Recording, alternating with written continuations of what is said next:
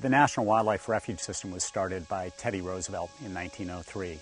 He created nearly 60 refuges after that, some to protect colonial nesting birds, others migratory bird species, and also game species. In Washington, organizations as diverse as Defenders of Wildlife and Ducks Unlimited and the National Rifle Association and the Wilderness Society have all banded together to inform Congress about the need for funding for our national wildlife refuges.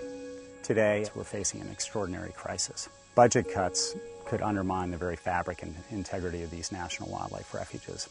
From fiscal year 2004 through 2007, our budgets were not keeping current with the rate of inflation in our operating costs. We actually had a reduction in staff of 15%. Some of our facilities had to be closed because we couldn't maintain them in a manner that would be safe for the public to use. The National Wildlife Refuge System is heavily dependent on volunteers to get the job done. In the last 10 to 15 years, you've got the creation of hundreds of Refuge Friends volunteer organizations across the country. You have more than 30,000 volunteers that are contributing roughly 20% of all the work done on refuges. Many national wildlife refuges have what's called a Friends group. They support the refuge and they know what our mission is, and they try to help us do our job by providing volunteers, by serving as advocates, and they can also do fundraising. Across the country, Refuge Friends volunteer groups are raising millions of dollars for national wildlife refuges. What's amazing is how they're doing it.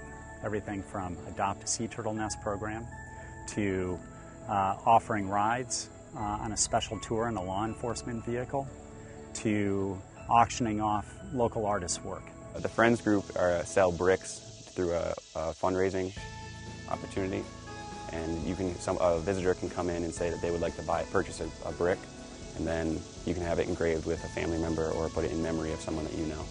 Friends of Great Swamp staff a nature shop in our visitor center that sells all things nature and is one of our chief sources of revenue.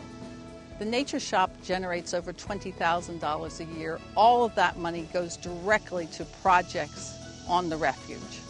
The cuts that are being proposed in the House of Representatives and also likely a result of the debt deal are going to be draconian.